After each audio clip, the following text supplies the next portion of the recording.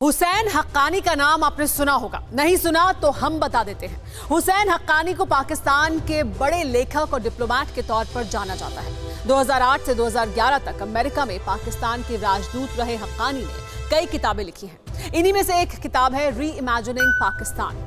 हुसैन हक्कानी ने री इमेजिनिंग पाकिस्तान में बड़े ही दिलचस्प तरीके से बताया है कि पाकिस्तान कैसे और क्यों दुनिया में आतंक का सेंटर बन गया।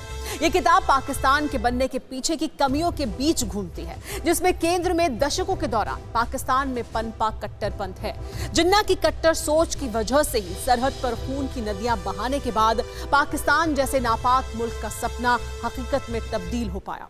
और जिन्ना के वारिसों की यही सीख अब दुनिया के लिए कैसे नासूर बन चुकी है, इस रिपोर्ट में देखिए।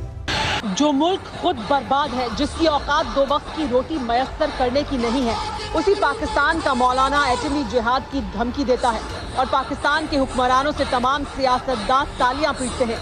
इसी नफरत की तालीम ने पाकिस्तान की नस्लों को किस तरह जहरीला बना दिया है, खुद सुनिए।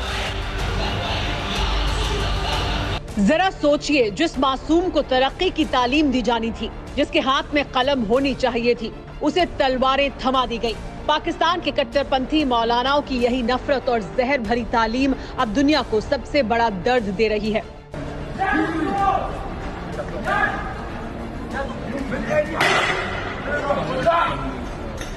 ये तस्वीरें चर्च पर हमले के बाद की हैं। पुलिस पहुंच चुकी थी, हाथ में चाकू लहराकर हमलावर बाहर निकला, 2 लोगों पर हमला कर दिया। पुलिस ने वार्निंग दी लेकिन शख्स नहीं माना, जिसके बाद गोली मार दी गई।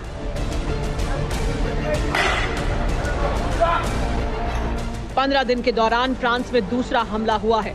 16 अक्टूबर को पेरिस में एक टीचर का सिर कलम कर दिया गया था। 29 अक्टूबर को नीस में महिला की गला काटकर हत्या कर दी गई। हमले 2 शहरों में हुए, लेकिन एक चीज कॉमन है। पेरिस में हमलावर चेचनिया से शरणार्थी बनकर फ्रांस पहुंचा था।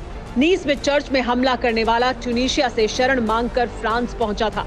यानी दोनों को फ्रांस ने पनाह दी, अपने मुल्क की तरक्की का हिस्सेदार बनाया, लेकिन दोनों ने ही एक अमन पसंद मुल्क को बड़ा जख्म दे दिया। लेकिन फ्रांस नहीं झुका है। 2 हमलों के बावजूद फ्रांस में कट्टरपंथी संगठनों के खिलाफ लगातार एक्शन हो रहा है। बरका सिटी नाम के एक इस्लामिक चैरिटी ऑर्गेनाइजेशन को बंद कर दिया गया। ये संस्था 26 देशों में करीब 20 लाख लोगों के लिए काम करती थी। संस्था पर दूसरे मजहबों के लिए नफरत फैलाने का आरोप है। फ्रांस में बैन होने के बाद इस इस्लामिक संस्था ने मुस्लिम वर्ल्ड के खलीफा बनने का ख्वाब देख रहे तुर्की के तानाशाह अर्दोआन से शरण मांगी है। तो वहीं अर्दोआन के सबसे सगे शागिर्द इमरान ने मुस्लिम देशों को चिट्ठी लिखी है, जिसमें लिखा कि फ्रांस में मुसलमानों के खिलाफ जो कुछ हो रहा है वो दुनिया में इस्लामोफोबिया फैलाने की साजिश है। इसके खिलाफ सभी मुस्लिम देशों को एकजुट होने की जरूरत है। इमरान नए मौलाना बनने को तैयार हैं, इसीलिए इमरान की चिट्ठी का असर भी हुआ। अफ्रीका से लेकर अरब देशों तक में प्रदर्शन हुआ। बांग्लादेश में 10,000 से ज्यादा लोगों की भीड़ सड़क पर उतरी। फ्रांस के खिलाफ नारेबाजी की तो ईरान के रूहानी ने चेतावनी देने में देर नहीं की। एहतरामी करदन बे एक पैगंबर। इस्लामी मुल्क फ्रांस के खिलाफ हो चुके हैं, तो फ्रांस के समर्थन में भी कई देश खुलकर सामने आ चुके हैं। यूरोपियन यूनियन के साथ ही जर्मनी, रूस, इटली, नीदरलैंड जैसे ताकतवर देशों ने कट्टरपंथियों के खिलाफ फ्रांस की कार्रवाई को सही बताया है। सवाल यह है कि क्या तीसरे विश्व युद्ध की नींव रखी जा चुकी है? जरा अपने आसपास से नजरें हटाकर थोड़ा कद बढ़ाएं, गर्दन घुमाकर दुनिया को वहां तक देखने की कोशिश करें जहां तक देख सकते हैं, और फिर सोचें कि दुनिया को खाक में मिलाने वाला और दुनिया को बचाने वाला कौन है। एक ही जवाब मिलेगा, धर्म।